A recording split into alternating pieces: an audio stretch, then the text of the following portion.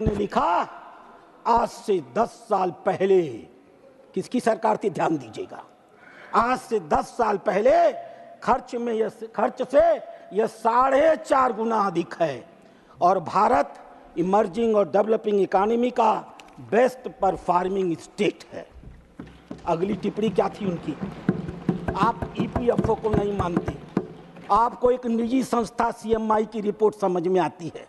आश्चर्य होता है, आप भारत के आईबीआई को वित्त मंत्री रहे हैं 60 साल, यहाँ बैठ करके इन्होंने शासन किया होगा, आरबीआई को नकारते हैं, उसी आरबीआई के सहारे ये वित्त मंत्री बने रहे होंगे। आज इतनी अनैतिकता है कि उसी आरबीआई के आधार पर इन्होंने ही गवर्नर बनाए होंगे, आज उसी आरबीआई की रिपोर्ट को चुनौती दे रहे हैं। आरबीआई और ईपीएफओ रोजगार की बात करते हैं। 2017 के पहले यह सरकार रोजगार की गणना ही नहीं कराती थी। बैठे हैं, हिम्मत होगी तो खुली जवाब देंगे। 5 साल में एक बार रोजगार की गणना होती थी, क्वार्टरली रिपोर्ट लाई जाती थी। आज हम गर्व कर सकते हैं 2017 के बाद भारत के प्रधानमंत्री ने तय किया हर 3 महीने में भारत के रोजगार की गणना की जाएगी। ईपीएफओ के आंकड़े को आप निकालिएगा, स्टैंडर्ड और पुअर, दुनिया की सारी संस्थाएं ये सीएमई के फर्जी आंकड़ों को नहीं मानती, ईपीएफओ के ही आंकड़े को मानती हैं। और ईपीएफओ के आंकड़े को कोट करते हुए उन्होंने लिखा, ईपीएफओ के आंकड़े से पता चलता है कि भारत में, ध्यान से सुनिएगा, ईपीएफओ के आंकड़े से पता चलता है मजदूरों में शक्ति बढ़ी है, फॉर्मल रोजगार में 11.4% की वृद्धि हुई है। स्वाभाविक रूप से आने वाले समय में भारत की मांग बढ़ने वाली है। और चौथी टिप्पणी, जीएसटी लाने वाले यही थे, लागू नहीं कर पाए, हमने लागू कर दिया। आज जीएसटी को विकास विरोधी बताते हैं। क्या कहा स्टैंडर्ड पुअर ने, जीएसटी की आलोचना करने वालों को सही जवाब दिया। भारत ने 2017 में जीएसटी इंप्लीमेंट किया और तब से इसका मीठा फल खा रहा है। 2024 में 11.7% की वृद्धि से 20 लाख करोड़ रुपया जीएसटी इकट्ठा हुआ है और ये राजस्व बढ़ता रहेगा और भारत का विकास बढ़ता रहेगा। अभी टिप्पणी कर रहे थे पीएलआई स्कीम पर माननीय पूर्व वित्त मंत्री महोदय, स्टैंडर्ड और पुअर ने पीएलआई का उल्लेख किया है, प्रोडक्टिव लिंक इंसेंटिव का। पीएलआई उन्होंने लिखा, पीएलआई स्कीम ने भारत में इलेक्ट्रॉनिक इंफॉर्मेशन टेक्नोलॉजी, ऑटोमोबाइल और उसके कंपोनेंट पर बहुत अधिक धन आवंटित किया है। इससे भारत के उत्पादन सेक्टर में विदेशी निवेश बढ़ा है और बहुत सी विदेशी फर्में भारत की ओर आकर्षित हुई हैं। और उन्होंने लिखा, आपदा के काल में भारत की आप चिंता कर रहे थे ना फिस्कल डेफिसिट की, 2012-13 में जब आपने सरकार छोड़ी थी वित्त मंत्री, तो भारत का फिस्कल डेफिसिट 10.5% था। आपको बहुत आंकड़े याद होते हैं ना, तो याद करिएगा 12 से 13 में भारत का एफडी 10.5, भारत का फिस्कल डेफिसिट 10.5% था। होगा तो आप खड़े होकर चुनौती दीजिएगा। उन्होंने लिखा, भारत की फिस्कल डेफिसिट आपदा के काल में 9 से 13% थी, 2024 में 5 से 5.7% हुई, 2025 में 5.1% हुई, 2028 तक ये 4.5% होगी और लगता है 2028 में यह घाटा घट करके 4.2% हो जाएगा। एक संस्था अध्यक्ष महोदय दूसरी इनकी बड़ी प्रिय है, जब इनकी सरकार थी 1991 में, उसी सरकार के, उसी सत्ता के दबाव में इन्होंने क्या क्या पाप किए थे, इतिहास इसका गवाह है। भारत के इतिहास का वो सबसे काला दिन था अध्यक्ष महोदय, हमें से किसी भी नागरिक को नहीं भूलना चाहिए। कांग्रेस की सरकार थी, एक सरकार इन्होंने चंद्रशेखर जी के साथ चलाई, जैसे इनकी आदत है 4 महीने बाद उसको धोखा दे दिया। दूसरी सरकार इन्होंने नरसिम्हा राव की चलाई, जैसी इनकी आदत है, बेचारे नरसिम्हा राव मरे, उनकी शव यात्रा निकली, कांग्रेस के कार्यालय के गेट पर आधे घंटे तक खड़ी रही। इन लोगों ने अपने प्रधानमंत्री की लाश को अपने कार्यालय के अंदर नहीं घुसने दिया। इतिहास के पन्ने गवाह है, जवाब देना पड़ेगा। अध्यक्ष महोदय, IMF मॉनिटरी फंड की रिपोर्टिंग है ये। IMF ने भारत की मजबूत आर्थिक उपस्थिति की प्रशंसा किया। एशिया पैसिफिक के निदेशक कृष्णा श्रीनिवास ने कहा, भारत के मैक्रो फंडामेंटल बहुत अच्छे हैं, देश की अर्थव्यवस्था बहुत अच्छी कर रही, 6.8% की विकास दर बहुत अच्छी है। ध्यान से सुनिएगा, महंगाई पर नियंत्रण हो रहा है। यह भारत सरकार नहीं कह रही, यह वो संस्था कह रही जिसके दबाव में आपने भारत को गिरवी रख दिया था। मैं उस विषय पर आने वाला हूं। महंगाई पर नियंत्रण हो रहा है, भारत को अपने इसको टारगेट के भीतर और लाना होगा। 2023 यानी पिछले महीने वित्त मंत्री बैठी थी, 2023 के दूसरे छमाही में हुई आर्थिक वृद्धि ने सबको आश्चर्यचकित कर दिया है। भारत की मजबूर घरेलू मांग आर्थिक गति को बढ़ा रही है। उन्होंने कहा, भारत के विकास के अनुपात को बदलना होगा। अप्रैल में भारत की विकास दर 6.5 से बढ़ा करके उन्होंने 6.8 की थी। ये जीडीपी को चुनौती देने बैठे हैं, 7 साल रहे हैं, इसी जीडीपी को बनाते रहे हैं और इसी पर भाषण देते रहे हैं। और IMF ने कहा, हम दोबारा भारत के अनुमान को बदल रहे हैं और भारत के विकास दर को 6.8 से बढ़ाकर 7 कर रहे हैं। और सभापति महोदय, उपसभापति महोदय, उन्होंने सिर्फ भारत का ही विकास नहीं बताया, उन्होंने पूरी दुनिया के विकास का खाका खींच दिया। अमेरिका की विकास दर 2.7%, जर्मनी की विकास दर 0.2%, फ्रांस की विकास दर 0.7%, इटली की विकास दर 0.7%, स्पेन की विकास दर 1.9%, यूके की विकास दर 10.5%, जापान की विकास दर 10.9%, रूस की विकास दर 3.2%, ब्राजील की विकास दर 2.2%, मैक्सिको की विकास दर 2.4%, साउथ अफ्रीका की विकास दर 10.9%। और हम गर्व के साथ कह सकते हैं, भारत की विकास दर 7% का आंकड़ा IMF की संस्था ने दिया है। अध्यक्ष महोदय, और कौन है ये IMF? प्रमोद जी, 2091 में आप ही की सरकार थी, 3 हफ्ते का फॉरेन रिजर्व आपके पास नहीं था, 3 हफ्ते का पैसा नहीं था आपके पास। मूडी ने आपको डाउनग्रेड कर दिया था, IMF ने आपको लोन देने से मना कर दिया था, वर्ल्ड बैंक ने आपका पैसा रोक लिया था, आपके पास पूरी की पूरी व्यवस्था फेल कर रही थी। आप मजबूर हुए, आपने 2 बार 1 जुलाई और 3 जुलाई को भारत की मुद्रा का अवमूल्यन किया और सबसे घटिया काम किया, सोना गिरवी रखा तो रखा। अगर आपका दिल साफ था तो खुलेआम सामने रखते। चोरी से सोना गिरवी रखने का काम दुनिया की किसी सरकार ने किया तो भारत सरकार ने किया। और भारत का 67 टन सोना इन लोगों ने 2 बार, एक बार 20 टन सोना, एक बार 43 टन सोना। मेरे को कोई असर नहीं पड़ता, बैठो नहीं चिल्लाते रह जाओगे।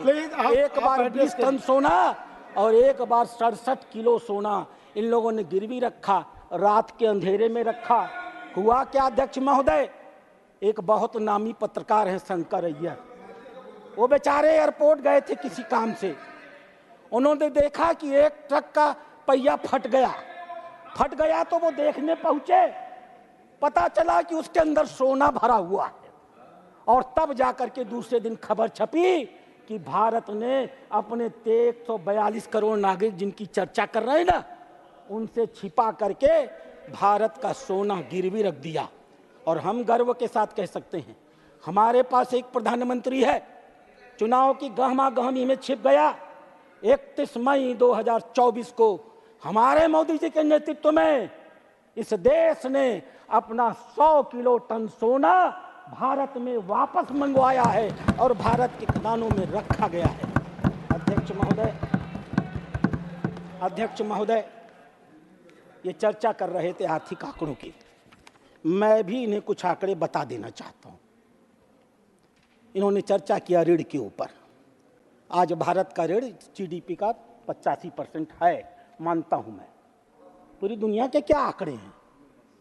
अमेरिका का ऋण 129% का जीडीपी का है, जापान का ऋण 264% का है, इटली का ऋण 142% ऑफ जीडीपी है, फ्रांस का ऋण 112% ऑफ जीडीपी है, यूके का ऋण 97% ऑफ जीडीपी है, भारत का ऋण 85% ऑफ जीडीपी है।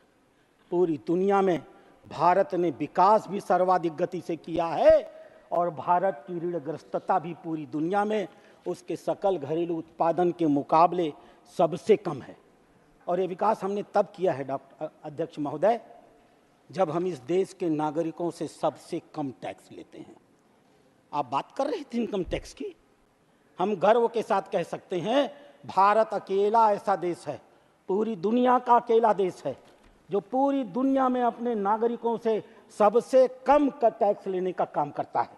ब्रिटेन अपने नागरिकों से 33% टैक्स लेता है, नॉर्वे 31% टैक्स लेता है, ऑस्ट्रेलिया 30% टैक्स लेता है, स्विट्जरलैंड 27.5% टैक्स लेता है, इजराइल 24% टैक्स लेता है, यूरोपियन यूनियन 26% टैक्स लेता है, जर्मनी 22% टैक्स लेती है, स्वीडन 21% टैक्स लेता है, अमेरिका 16.5% टैक्स लेता है। और हमने जो पूरी दुनिया में यह ऐतिहासिक विकास की गति पाई है, वह सिर्फ 7.6% ऑफ जीडीपी का टैक्स सिर्फ और सिर्फ इसी टैक्स के आधार पर काई है। और अध्यक्ष महोदय, ये अभी रुकिए, बैठिए सर।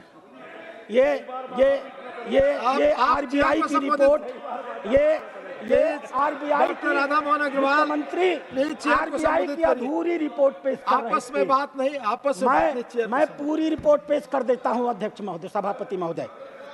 2011 में भारत के नागरिकों का नेटवर्थ जीडीपी का 85.7% था। आंकड़े हैं, आपने कोट किया है, पढ़िएगा पूरी तरह। मार्च 2014 में 3 साल के कार्यकाल में यह 85.7% से घट करके 78.5% आ गया। 3 साल के अंदर आपने देश के नागरिकों की 7% पूंजी लूट लिया। और हम गर्व के साथ कह सकते हैं, मार्च 2014 में मोदी जी की सरकार आई और हमारा नेट फैमिली वर्थ 78.5% से बढ़कर के 97.2% हो गया। अर्थात कुल मिलाकर के हमने 19% अतिरिक्त पूंजी इस देश के नागरिकों के जेब में पहुंचाने का काम किया। 2014 में इनकी सरकार थी, प्रति व्यक्ति आय 86,000 थी, 86,000। आपके आंकड़े हैं महाशय, 50% नागरिक, 70% नागरिक। उस समय आंकड़ा देते थे तो आपको 50% और 70% नहीं दिखता था। उस समय आपको औसत दिखता था। 86,000 का आपने आय देकर छोड़ा था। आज भारत की प्रति व्यक्ति की आय कितनी है? कहां आपने 86,000 पर छोड़ा था। और हम गर्व के साथ कह सकते हैं, आज भारत का आम नागरिक 2,12,000 रुपया कमाता है। 2,12,000 रुपए इस देश के प्रति व्यक्ति की आय है। और ये बात कर रहे थे गरीबों की, यह बात कर रहे थे देश की आर्थिक व्यवस्था की, यह बात कर रहे थे कि लोगों के पास धन नहीं है इस बात का कि वो बेचारे खर्च कर सकें। मैं सिर्फ एक आंकड़ा आपके संज्ञान में लाना चाहूँगा अध्यक्ष महोदय। आरबीआई को माने या न माने, सरकार तो वो उसी से चलाते थे।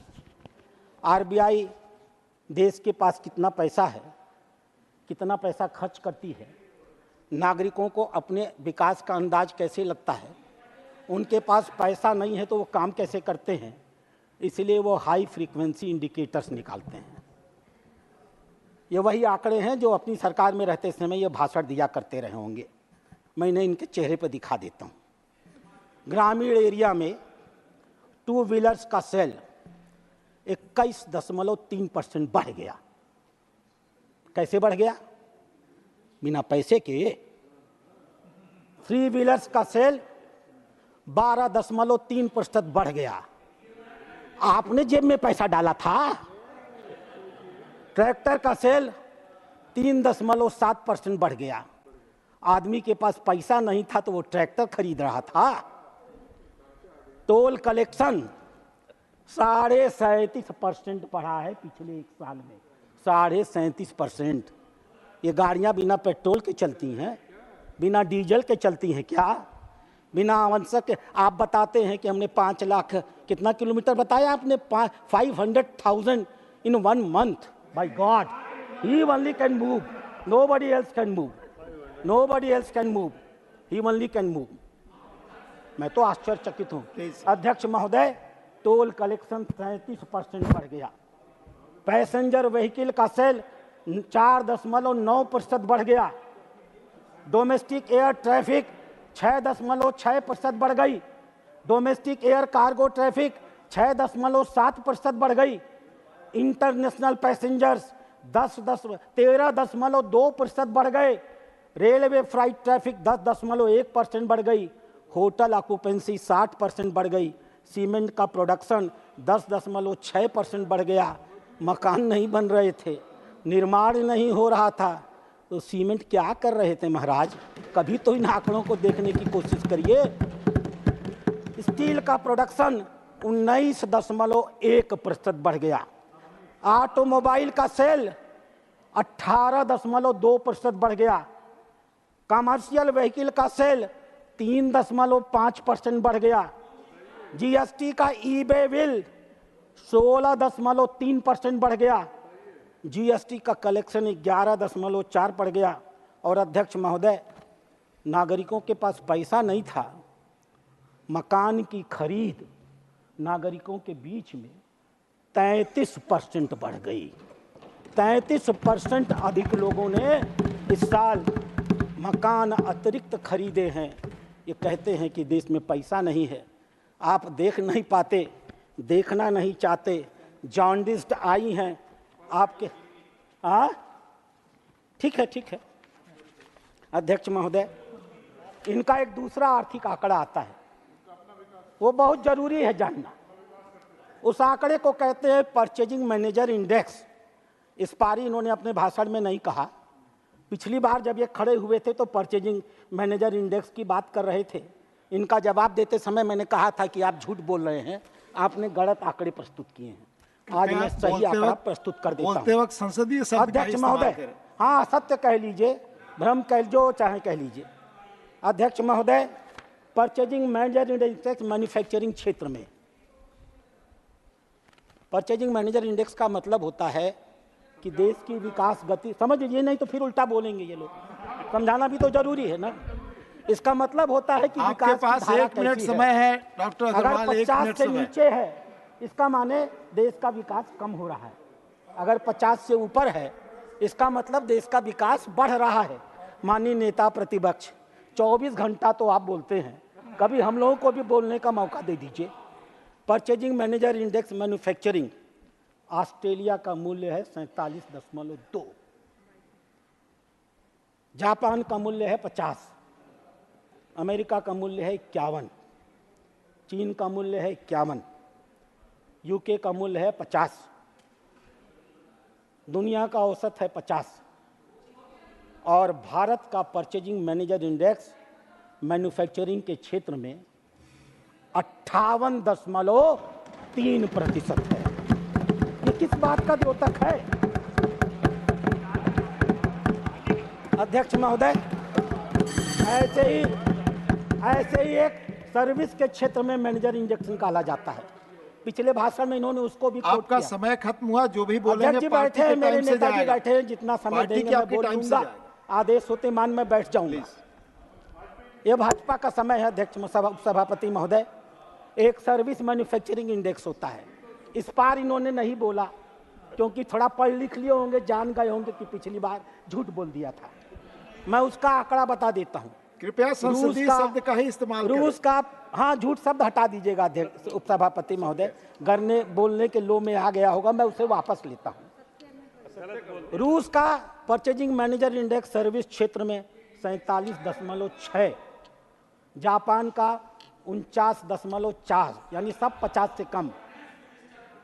ऑस्ट्रेलिया का, तू जाके बलिया को बिहार के मुख्यमंत्री का आने बड़ा बाधा झेला था वो उनके बेईमानन के, लालू यादव के और तेजस्वी के। तोरे जैसा पढ़ल लिखल आदमी केकर गुलामी करा था समझे नहीं होता। व्यक्तिगत टिप्पणी नहीं जाएगी रिकॉर्ड में प्लीज। ऑस्ट्रेलिया चेयर को देखकर बोले। ऑस्ट्रेलिया 51%, चीन 51%, यूके 52%, यूएसए 53%। अध्यक्ष महोदय, भारत का सर्विस क्षेत्र का पीएमआई 60.5% है पूरी दुनिया में अकेला। एक तीसरा आंकड़ा भी है जिसके बारे में पिछली बार ये नहीं बोले थे, कंपोजिट मैनेजर इंडेक्स। जापान 49.7। अब सुन नहीं रहे ये लोग, सुन सब रहे हैं, ना सुनने का नाटक कर रहे हैं, सुन सब रहे हैं। प्लीज एक कान इधर कर लिए, आप अपने समय से अधिक बोल रहे हैं, पार्टी का अधिक समय ले रहे हैं डॉक्टर साहब। 49.7, रूस 49.7, ऑस्ट्रेलिया 50%, यूके 52%, पूरी दुनिया का औसत 53%, और भारत 60.9% का आंकड़ा। अध्यक्ष महोदय कुछ और बातें हैं। आप ऑलरेडी अपनी पार्टी जो तय पार्टी ने समय दिया था उससे आप अधिक बोल चुके हैं। अध्यक्ष महोदय, कॉन्क्लूड। दूसरा आर्थिक आंकड़ा निकलता है जिससे ये निकाला करते थे। इन्हें भी 7 साल वित्त मंत्री रहे हैं, हालांकि ये टुकड़े टुकड़े में रहे हैं ना। हमारी वित्त मंत्री तो लगातार हैं, एक कंटिन्यूटी है। ये बेचारे आते भगा दिए जाते थे, आते थे भगा दिए जाते थे, रह करके रहते थे, इसलिए अस्थायित्व तो नहीं आ पाता था इनका। हमारे वित्त मंत्री का अस्थायित्व तो है 7 साल का। प्रोफेशनल फोरकास्टर्स का असेसमेंट किया गया है, सारे के सारे आंकड़े तैयार हैं। अध्यक्ष महोदय, रियल जीडीपी 6.8 आईएमएफ मांगेगा, स्टैंडर्ड एंड पुअर मानेगी, भारत सरकार मानेगी, वर्ल्ड बैंक मानेगी, भारत के लोग मानेंगे। नहीं मानेंगे तो यही बेचारे नहीं मानेंगे। Real private final consumption expenditure 6%, gross fix capital formation 8.6%, gross value added 6.6%।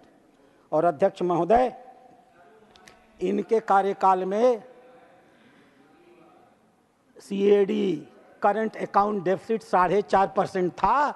हम गर्व के साथ कह सकते हैं हमारी वित्त मंत्री ने कल बजट प्रस्तुत किया और हमारा सीएडी 4.5% से घट करके 0.7% पर आ गया है।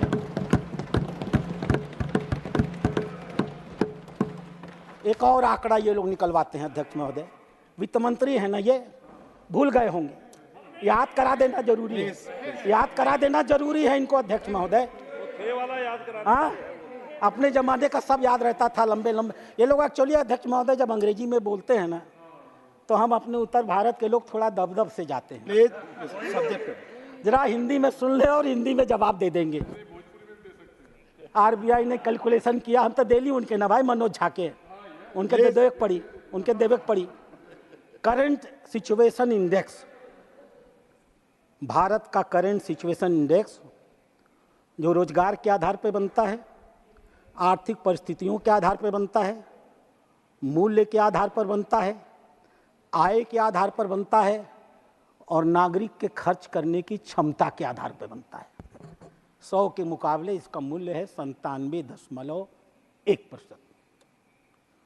और 1 साल बाद भारत की आर्थिक व्यवस्था कैसी होगी, इन विशेषज्ञों के मन में आज से आने वाले 1 साल के बाद भारत आर्थिक रूप से कैसा मजबूत होगा, उसके लिए वो लोग निकालते हैं फ्यूचर एक्सपेक्टेशन इंडेक्स।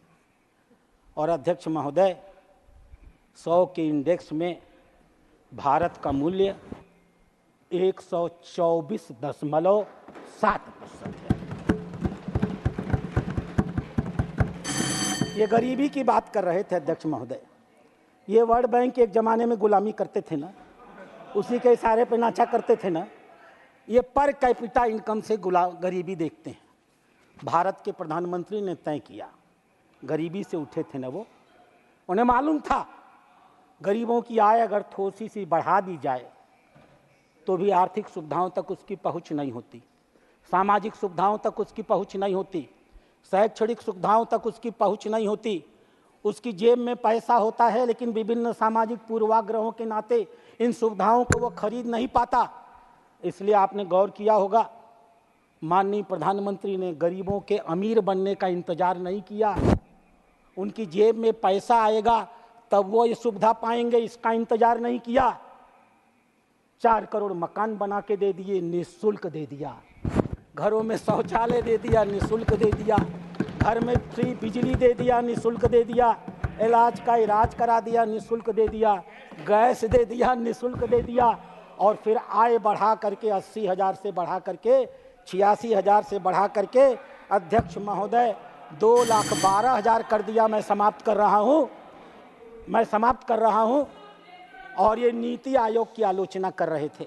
क्या करें, ये प्लानिंग कमीशन चलाया करते थे। ये अपने मुख्यमंत्रियों को चपरासियों की तरह प्लानिंग कमीशन के चपरासी के सामने घुटने टेकवाया करते थे। हमारी सरकार आई तो हमने तय किया, हम फेडरल कोऑपरेशन पर विश्वास करते हैं। हम प्रधानमंत्री हैं तो हमारा मुख्यमंत्री भी अपने प्रदेश का सम्मानित अधिकार है। हम अपने अधिकारियों को, हम अपने प्रधानमंत्रियों को, राजनीतिक जनप्रतिनिधियों को आईएएस और पीसीएस के अधिकारियों के सामने अटेंडेंस लगाने के लिए मजबूर नहीं करेंगे। प्लानिंग कमीशन को समाप्त करके माननीय प्रधानमंत्री ने इस देश के हर मुख्यमंत्री के सम्मान की रक्षा की है।